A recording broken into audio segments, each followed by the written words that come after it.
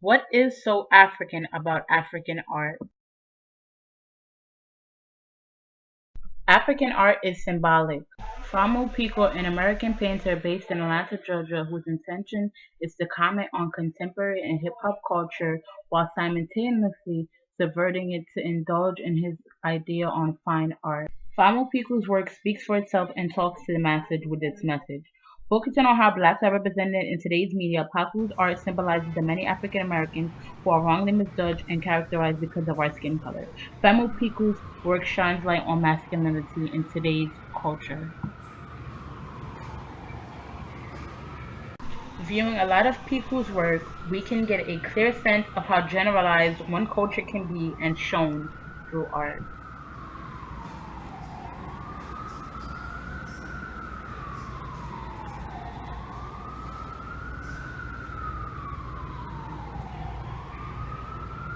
Looking from a different perspective, that of a woman, the work of artist Wangechi Mutu, who is a diasporic artist born in 1972 in Nigeria, Kenya, is an artist and sculptor who lives and works in Brooklyn. Moda is considered by many to be one of the most important contemporary African artists of recent years, and her work has achieved much global acclaim.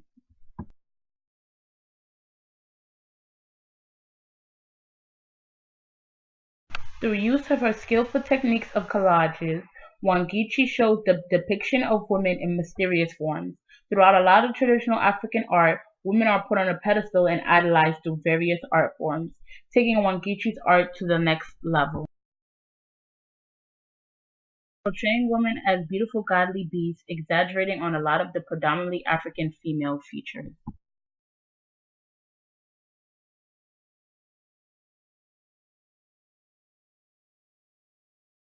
African art is meaningful.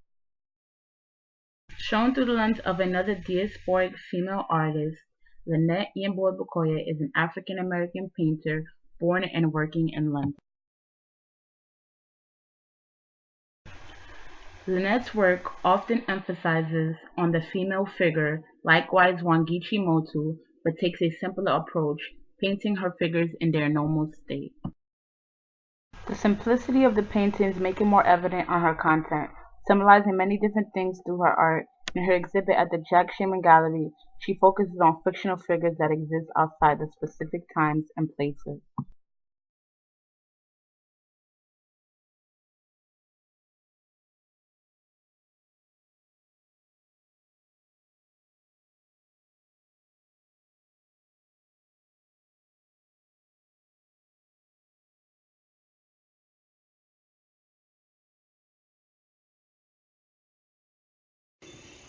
Following a more traditional lead, symbolism is shown through a traditional mass, the Dugon burial and mass birth ceremony in Mala.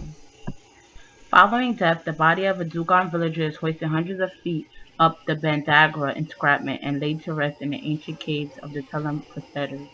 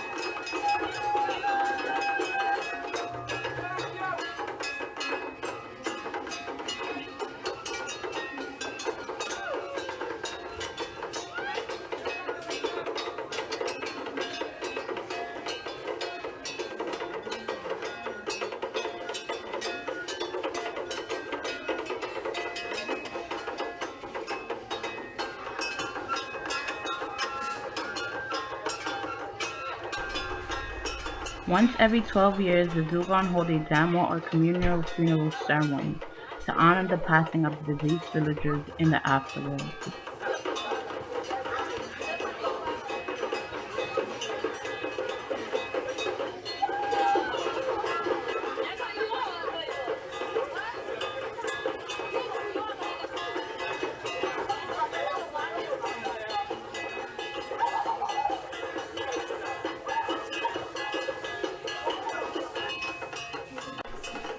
Masks representing all aspects of the Dugon world enter the village to drive out any remaining spirits that might bring chaos into the community.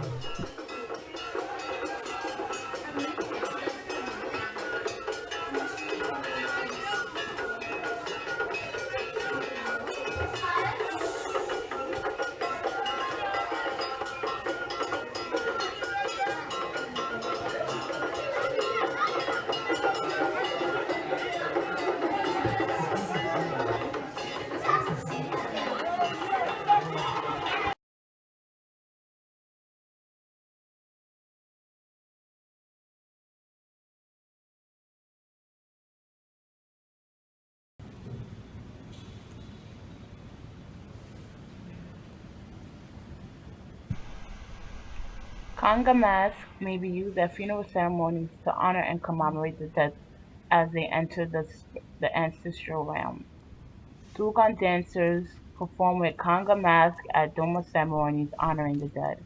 Rotating their upper bodies from the hips and swinging the mask in wide circles, the dancers imitate Amma, the creator god, who brought all things to life. Their stretch-out movements symbolically spread the force of life throughout the world. As seen in the Bamara culture, masks were used for various reasons, some to heal, others for good luck, and some to call on different spiritual powers. At many rituals, initiates and elders wore masks or carried carved wooden figures. The masks resembled human faces or real animals where surfaces were decorated with linear designs. Lama masks date back to the early 19th century. Boys too young to belong to men's societies had their own associations, such as Nodoma, in which they performed with their own distinctive masks. African art is conveying. Ernest Cold, a photojournalist born in 1940 in First Res, Pretoria, was a South African photographer.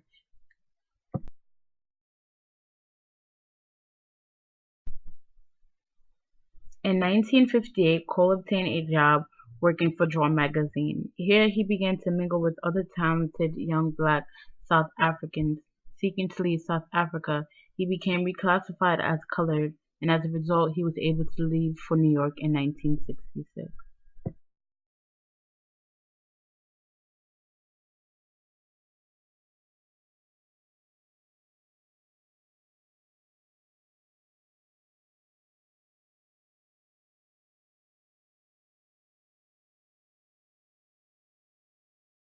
He secretly took with him his apartheid project prints, showing his work to Magnum Photos, and this resulted in a publishing deal, birthing the book House of Bondage in 1967, which was banned in South Africa.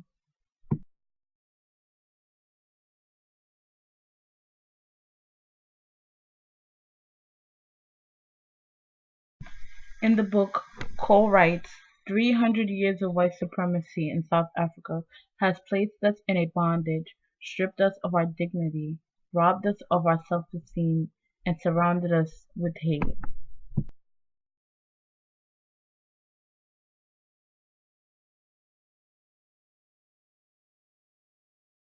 Many, if not all of Cole's work portrayed the life of fellow African Americans.